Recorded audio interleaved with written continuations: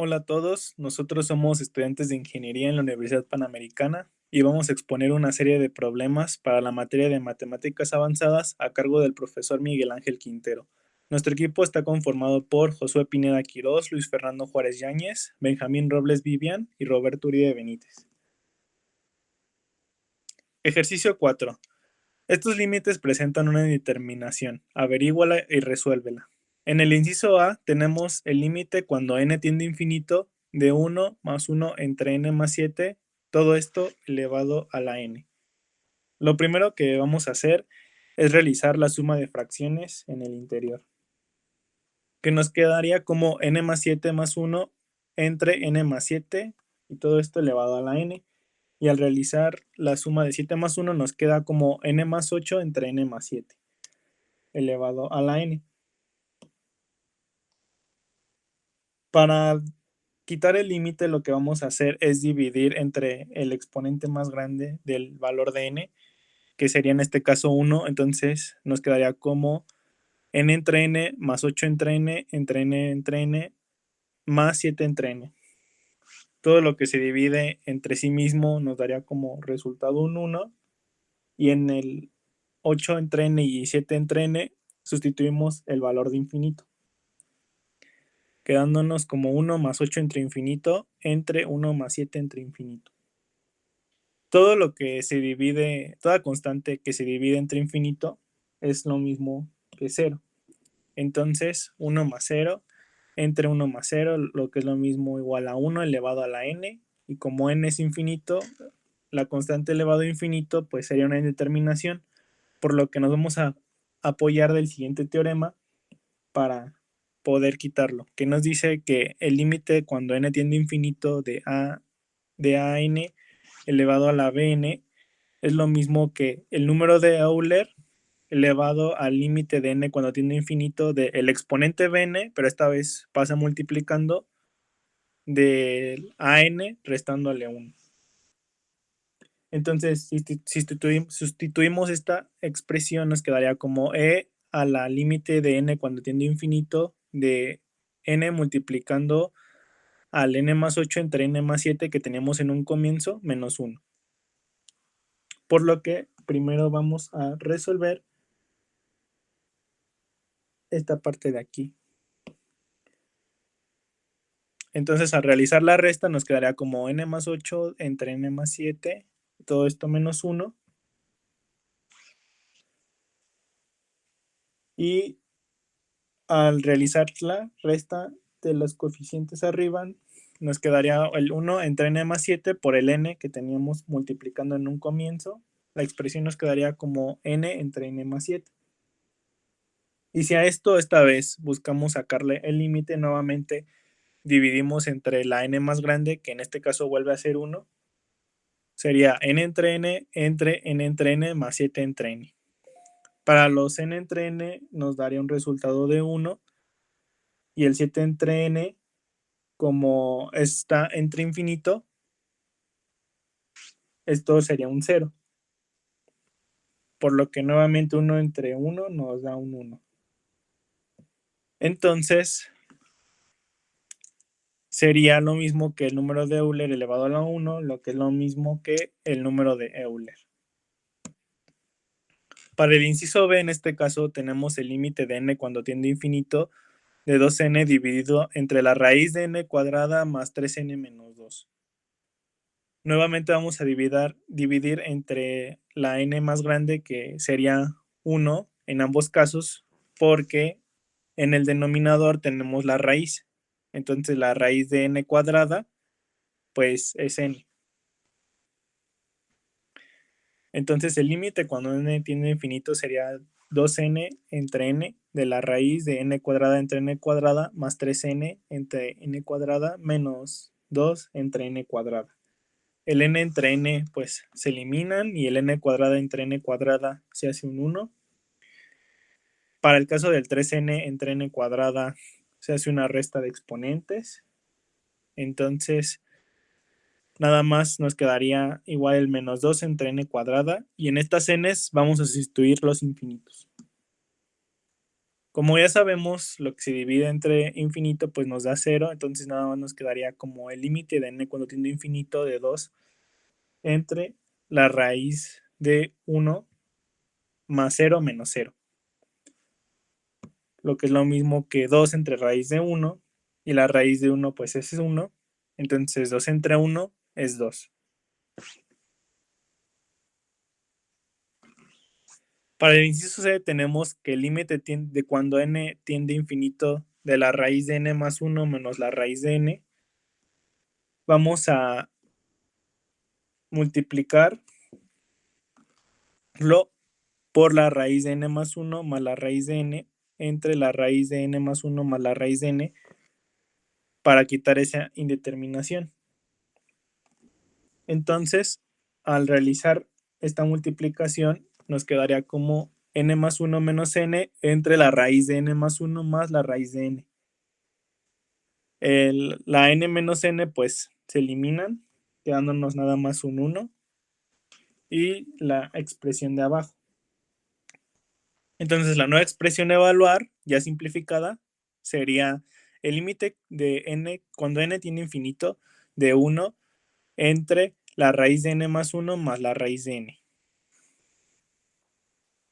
Entonces, si nosotros sustituimos los infinitos en esas n's, nos quedaría como la infinito más 1 más la raíz de infinito, ¿no? Pero la raíz de infinito pues sigue siendo infinito y infinito más infinito va a ser infinito. Entonces, esto nos quedaría como 1 entre infinito y todo lo que se divide entre infinito es 0. En el inciso D tenemos que el límite cuando n tiende a infinito de n cuadrada menos n, vamos a sustituir directamente el infinito en las n's, entonces nos quedarían como infinito al cuadrado menos infinito. Pero como la infinita cuadrada es más grande que este infinito, entonces nos daría infinito. Hola a todos, mi nombre es Benjamín Robles, estudio mecatrónica y pues vamos a empezar. Número 1. ¿Qué nos piden? Encuentre la suma de la serie. Al comienzo de la sumatoria sabemos que es de 0 hasta infinito de la función. Se factoriza y por fórmula queda el primer número de la serie, que pues es menos un cuarto, que esto es nuestra razón. Y pues A pues es el siguiente número, que pues es el número 1, ¿no? Que tenemos aquí. Eh, Sustituimos nuestra razón con nuestro primer número y esto nos quedaría 1 sobre 1 más un cuarto, que esto quedaría sobre 4 sobre 5, que esto es lo que pues, nos da nuestra función. Esto es equivalente a la sumatoria desde 0 hasta infinito de nuestra función. Pasemos al siguiente ejercicio.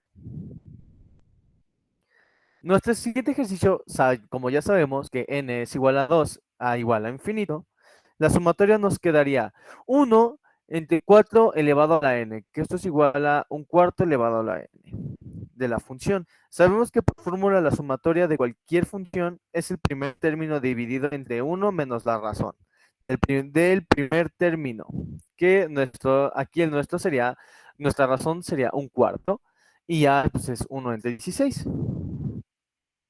Sustituyendo lo que ya tenemos, nos quedaría 1 sobre 16 sobre 1 menos un cuarto, que esto es nuestra fórmula, es igual a, que esto nos da a 1 sobre 12.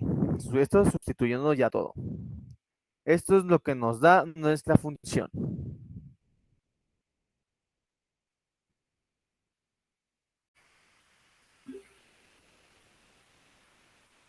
Empecemos con el ejercicio 1.9. ¿Qué nos pide? La sumatoria sabemos que es n es igual a 1 hasta infinito. De nuestra función de 7 entre 4 elevado a la n, que nos da igual a 7 por un cuarto elevado a la n. Como sabemos que 7 es constante, ahora ya el primer término de n, que sabemos que es nuestra razón, es un cuarto, y a es 7 cuartos, el 7 cuartos se da porque nuestra n es igual a 1, entonces se multiplica 7 por 1, pues son 7, Sabiendo esto, sustituimos todo lo que tenemos con nuestra fórmula del primer término dividido entre 1 menos la razón. Nos quedaría 7 cuartos entre 1 menos un cuarto. Esto es igual a 7 tercios. 7 entre 3. Pasemos al ejercicio número 10. ¿Qué nos dice el 10? Esta función es muy operativa, pero es algo similar. La sumatoria nos pide desde n es igual a 0 hasta infinito. De nuestra función de menos 1 elevado a la n por 5 entre 4 elevado a la n, que es igual a 5 por menos un cuarto elevado a la n. Tenemos que factorizar esta vez. Aquí nuestra razón es menos un cuarto. Y el primer valor sería 5. ¿Por qué 5? Porque 1 en menos un cuarto elevado a la n es igual a 0. Entonces nos quedaría 1, y pues 1 por 5 nos quedaría 5. Nuestra fórmula de nuestra sumatoria quedaría así. 5 entre 1 más un cuarto nos quedaría 4.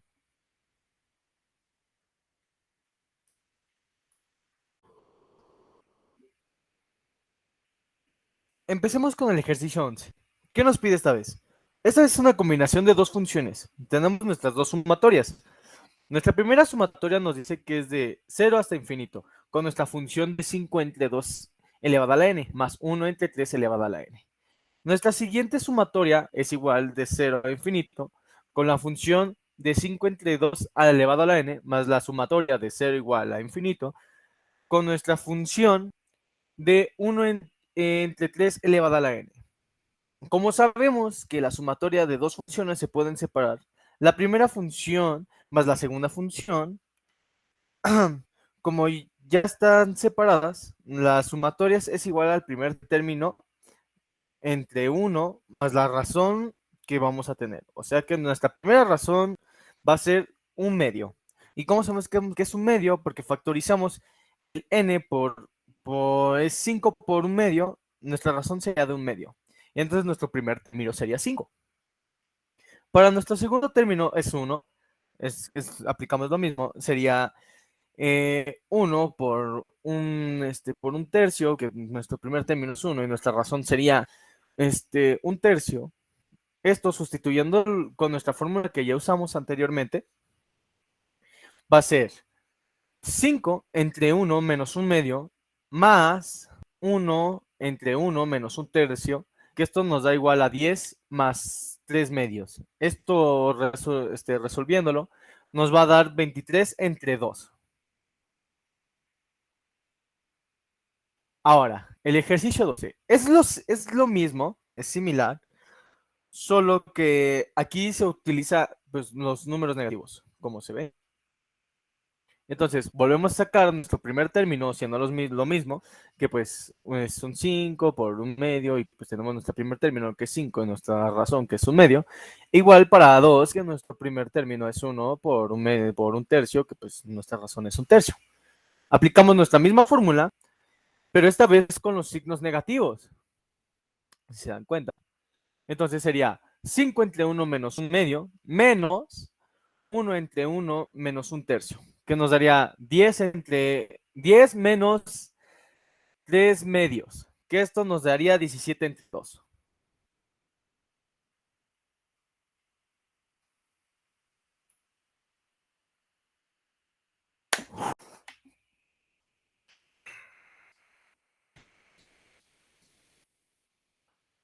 Para el ejercicio 13, vamos a tomar la misma idea del 11 y del 12, ya que tenemos que separar nuestra sumatoria. Obteniendo nuestra sumatoria total y separándola, nos quedaría la sumatoria de 0 infinito con una función de 1 entre 2 exponente n más la sumatoria de igual 0 con nuestra función de menos 1 elevado a la n entre 5 elevado a la n. Sabiendo esto, para nuestro primer término, pues sabemos que pues, es el primer número que tenemos, entonces quedaría como 1. Y para nuestra razón, quedaría entre un medio elevado a la n. Para nuestro segundo término, igual vamos a aplicar lo mismo del primer término, sabiendo que es 1. Y para sacar la razón tenemos que factorizar n y nos va a dar un menos un quinto. Sabiendo esto, tenemos que sustituirlo en la fórmula que ya sabemos, que usamos anteriormente. Sustituyéndolo nos quedaría 1 entre 1 menos 1 medio menos 1 entre 1 más 1 quinto, que nos quedaría 2 más 5 sextos es igual a 17 entre 6. Pasemos al ejercicio número 14. Viéndolas a simple vista, sabemos que es una sumatoria muy elaborada. Vamos a dar nuestra sumatoria, que es igual de 0 a infinito, con una función de 2n más 1 entre 5 elevado a la n. Esto sí, bueno, nos da igual despejándolo ya. Nos quedarían 2 elevado a la n por 2 menos entre 5 a la n. Esto es igual a 2 por 2, por 2 quintos elevado a la n. Sabiendo esto, sabemos que n tenemos que sacarlo ya que... fuck. 2. Considera la siguiente función f de z igual a parte real de z por e a la z conjugado. Usando las ecuaciones de Cauchy-Riemann, probar si es diferenciable dicha función en z0 igual a pi medios de i y que puede concluir si habláramos de todo el plano complejo. Bueno, comenzaremos con este ejercicio. Tenemos nuestra función que hay que ver si es diferenciable. Para ello hay que generalizar el problema a un número complejo general. Entonces sea z igual a x más y, donde x y son cualquier valor. De este número complejo obtenemos que su conjugado es x menos y la parte real es x, como podemos ver. Por lo tanto, ya podemos sustituir estas expresiones en nuestra función original, que nos quedaría de la siguiente manera: x e a la x menos y. Y lo que hacemos es separar la exponencial para poder simplificar el número complejo que está en el exponente.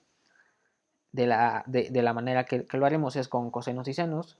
Entonces, e a la menos y es igual a coseno de menos y más i por seno de menos y, con la ecuación de Euler. Y ya nos queda nada más distribuir el término x e a la x y obtenemos la expresión final, que es esta de acá abajo. Y aquí ya podemos notar que es fácil obtener nuestra u, que es la parte real, y nuestra v, que es la parte imaginaria, que ya están separadas. Entonces tenemos que u de x, y es igual a x y a la x coseno de menos y que v es igual a x e a la x seno de menos y. Ya tenemos las expresiones y hay que ver si cumplen las ecuaciones de Cauchy-Riemann en el punto que nos pidieron analizar. Primeramente, con la derivada parcial de u con respecto a x igual a la derivada parcial de v con respecto a y. Lo que haremos es derivar con respecto u con respecto a x, entonces el coseno de menos y del lado izquierdo sería una constante.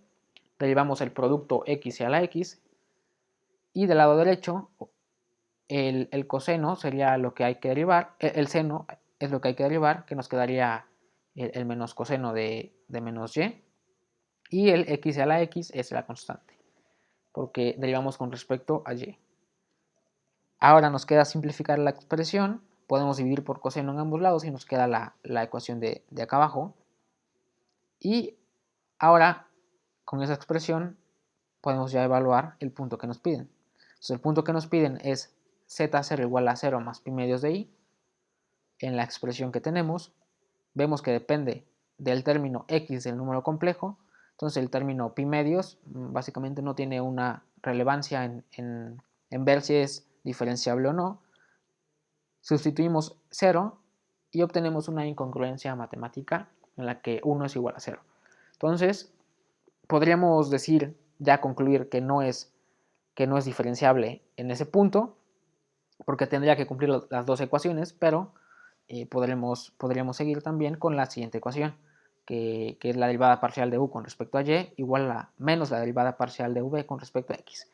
Igual, derivamos parcialmente las expresiones que nos indican y simplificamos en este caso el seno dividiendo de los dos lados y tenemos que x a la x es igual a menos e a la x más x e a la x. Igualmente, evaluamos en el punto que nos piden. Nuevamente, la expresión depende básicamente del término x y simplificamos obteniendo otra incongruencia, que 0 es igual a menos 1. Algo que no puede ser, y con esto queda más que demostrado, por lo tanto, que f de z igual a parte real de z por e a la z conjugado no es diferenciable en el punto z0 igual a 0 más pi medios de i. ¿Por qué? Porque no cumple las ecuaciones de Cauchy-Riemann en dicho punto. Para la segunda parte, recordemos nuestras expresiones de Cauchy-Riemann ya, bueno, simplificadas, un tanto simplificadas. Esta es la primera expresión y de aquí podemos seguir simplificándola. Dividimos por e a la x toda la expresión. Tenemos 1 más x igual a menos x. De aquí despejamos x y obtenemos que x es igual a menos 1/2. La segunda expresión que teníamos era la del lado derecho, x e a la x igual a menos e a la x más x por e a la x. Igual simplificamos el e a la x dividiéndolo en toda la expresión y despejamos el valor de x igual a menos 1/2. Como son valores iguales, por lo tanto, podemos concluir que la función parte real de z por e a la z conjugado será analítica en el punto, bueno, en la recta en este caso, menos 1/2 más y, donde y es cualquier número, cualquier valor. Y puede tener cualquier valor. Esto gráficamente en el plano complejo se ve de la siguiente manera. Es la recta x igual a menos 1/2 y la función es analítica sobre toda la recta, es diferenciable en toda la recta. Eso podemos concluir para todo el plano complejo. Y este fue el ejercicio 2. Si f es igual a u más i por v y es una función analítica, si u es igual a 3x cuadrada, y menos y al cubo. ¿Qué sería v? Y cómo quedaría al final la expresión para f de z. Entonces, para este ejercicio vamos a poner los datos que ya tenemos. F es igual a u más i por v. Y el valor de u de x, y ya nos lo dan, que es 3x cuadrada y menos y al cubo. Entonces recordamos las ecuaciones de Cauchy-Riemann de acá abajo y empezamos a resolver el ejercicio. Tenemos u, por lo tanto podemos derivar parcialmente con respecto a x. La derivada parcial de u con respecto a x es 6xy. Y también tenemos que la derivada parcial de u con respecto a y es 3x cuadrada menos 3y cuadrada. Luego, del lado derecho dejamos los valores para poderlos usar posteriormente. También sabemos, por lo tanto, como du, la derivada parcial de u con respecto a x es igual a 6xy, pero du de x también es igual a la derivada parcial de v con respecto a y, entonces forzosamente si tiene que ser analítica, la derivada parcial de v con respecto a y es 6x. Podemos integrar la función, despejamos la derivada de v y la integramos del lado derecho con respecto a y obtenemos que v de x, y es igual a 3xy cuadrada más una función de x que no sabemos cuál es.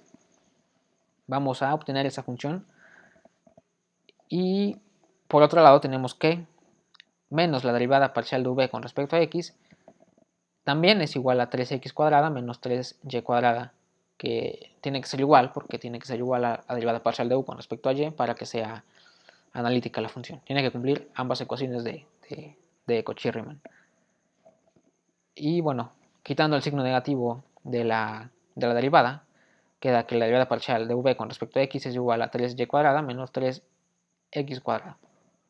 Entonces, recordemos también que teníamos esta expresión para v. Y esa expresión para v podemos derivarla con respecto a x. La derivada parcial de la expresión de v con respecto a x nos queda de la siguiente manera. 3y cuadrada más la derivada de la función que no sabemos cuál es. Y podemos ver que tenemos estas dos derivadas parciales son iguales. Entonces lo que podemos hacer es igualarlas e igualar sus expresiones, simplificar, en este caso 3y cuadrada con 3y cuadrada, y tenemos que la derivada de la función h es igual a menos 3x cuadrada. ¿Y ahora qué hacemos? Nos quedaría integrar con respecto a x esa función h para obtener nuestra h de x. Entonces, haciendo la integral de menos 3x al cuadrado con respecto a x es igual a menos x al cubo. Una vez teniendo esa expresión, recordemos que tenemos esta v es 3xy al cuadrado más h de x, y ya tenemos h de x que obtuvimos por integración. Entonces v será igual a 3xy cuadrada menos x al cubo. Ya tenemos la expresión para v, ya tenemos la función v. Y bueno, esta parte es una comprobación. Tenemos la expresión v, la derivamos con respecto a x con el signo negativo, y obtenemos que la derivada parcial de v con respecto a x es igual a menos 3x cuadrada más 3y cuadrada. Pero con el signo negativo del inicio nos queda del lado, como lado derecho 3x cuadrada menos 3y cuadrada. Y también lo podemos derivar con respecto a y para obtener las ecuaciones de Cauchy-Riemann, para comprobar las ecuaciones de Cauchy-Riemann. Entonces la derivada parcial de v con respecto a y es 6x por y, porque x es una constante. Y podemos notar que sí, efectivamente, la derivada parcial de u con respecto a y es igual a la derivada parcial de v con respecto a x negativa, y que también la derivada parcial de u con respecto a x es igual a la derivada parcial de v con respecto a y. Por lo tanto, nuestra función f finalmente quedaría como 3x cuadrada y menos y al cubo más y por menos x al cubo menos más 3xy al cuadrado. Y ese sería el ejercicio 3. Por último, vamos a resolver el ejercicio número 8, que nos dice: muestre que las siguientes funciones no son analíticas en ningún lado, pero es diferenciable a lo largo de la curva dada. Y nos dan una función de variable compleja y la curva a la cual tenemos que llegar. Antes de comenzar, hay que analizar qué es lo que nos están pidiendo para poder resolver correctamente el problema. Entonces, primero hay que tener en cuenta que las funciones de variable compleja no son diferenciables en todo el plano. Entonces, solo aquellas funciones que son diferenciables en un conjunto abierto que estoy denotando como Z0, se les denomina funciones analíticas. Estas funciones analíticas cumplen las ecuaciones de Cauchy. Entonces, estas ecuaciones de Cauchy lo que nos dicen es: toma tu función de variable compleja y sepárala en dos partes. Una parte u de xy sin la unidad imaginaria y la otra parte v de xy que contenga justamente a la unidad imaginaria. Y una vez que haya separado la función, se derivan parcialmente. Primero se deriva u con respecto a x. Y eso tiene que ser igual a la derivada parcial de v con respecto a y. Y además,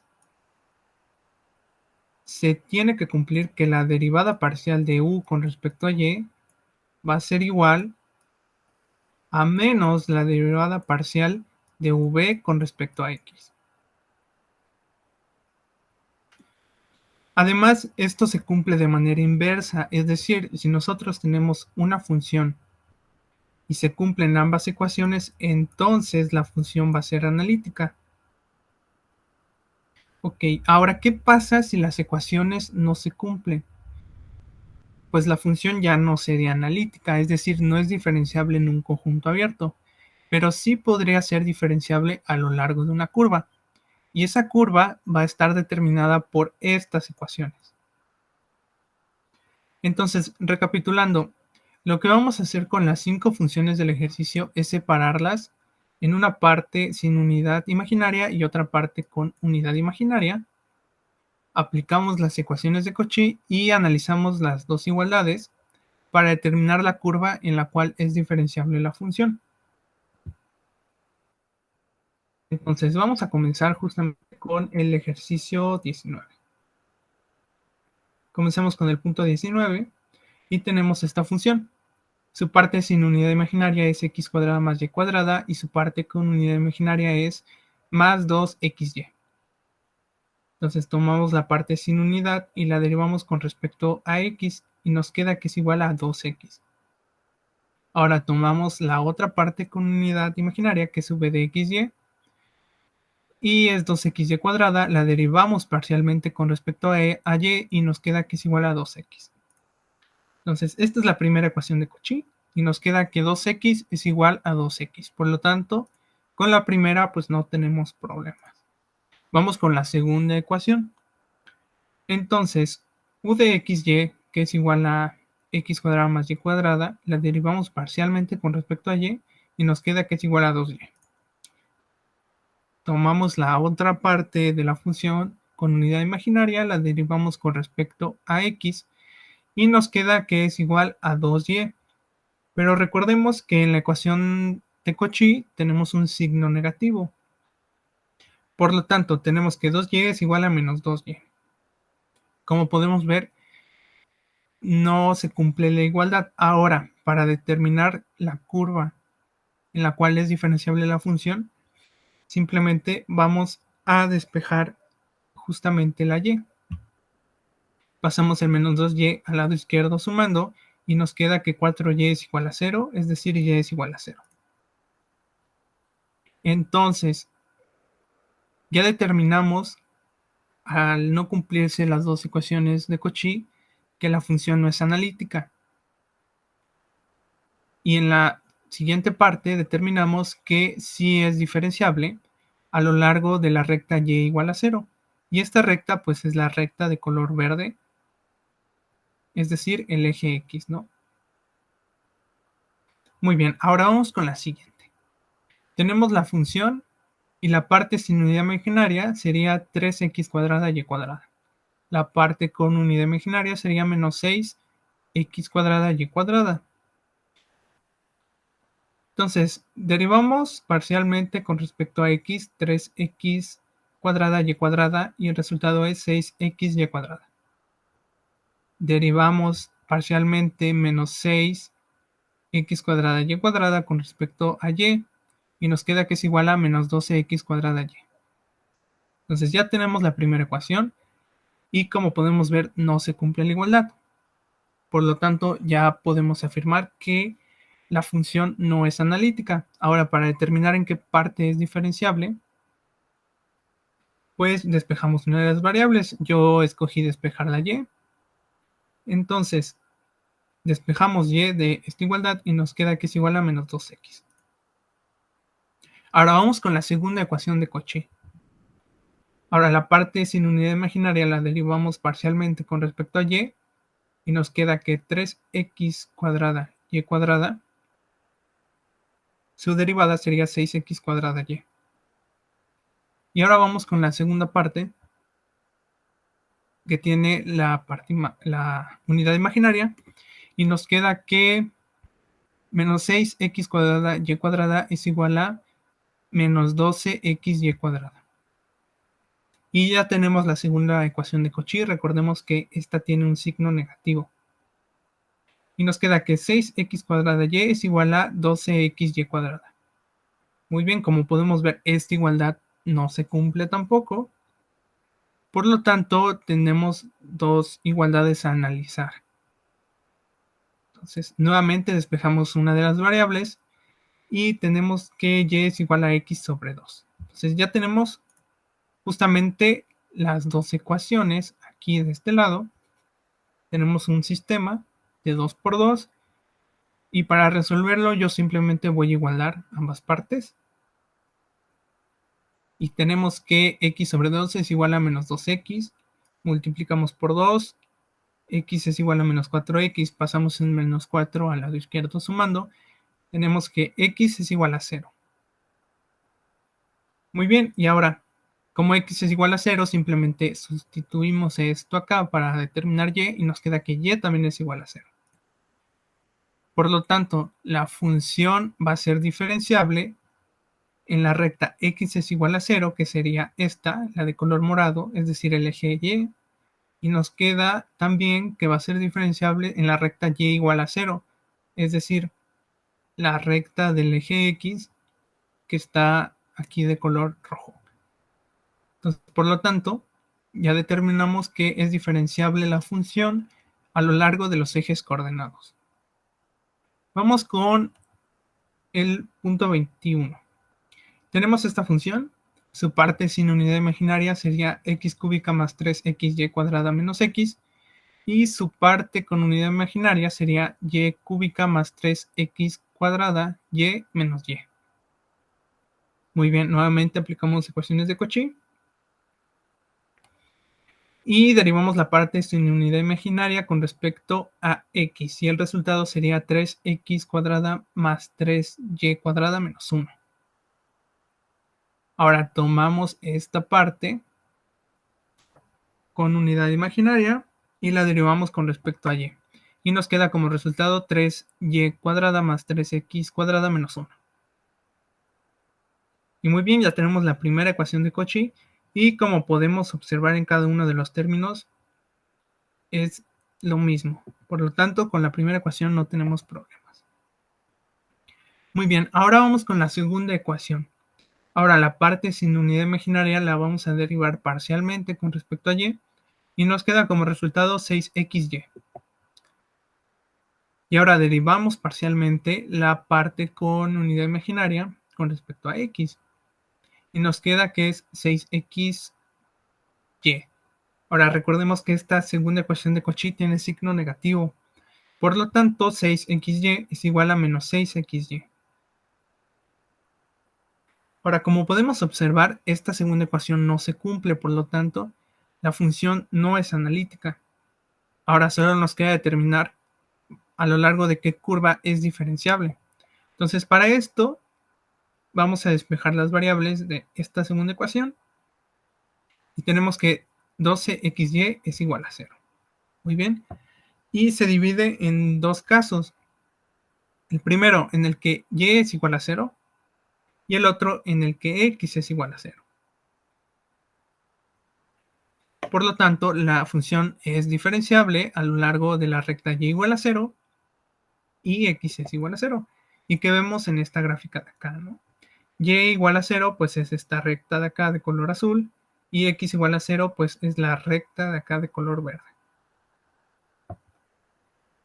Ahora pasemos con el último, que es el número 22. Y tenemos esta función de acá. Su parte sin unidad imaginaria sería x cuadrada menos x más y. Su parte con unidad imaginaria sería y cúbica más y cuadrada menos 5y menos x, ¿no? Entonces acá es u de xy, acá es v de xy. Muy bien, ahora vamos a comenzar con la segunda ecuación de Cauchy. Entonces, u la derivamos con respecto a y y nos queda igual a 1. Y derivamos su b con respecto a x y nos queda que es igual a menos 1.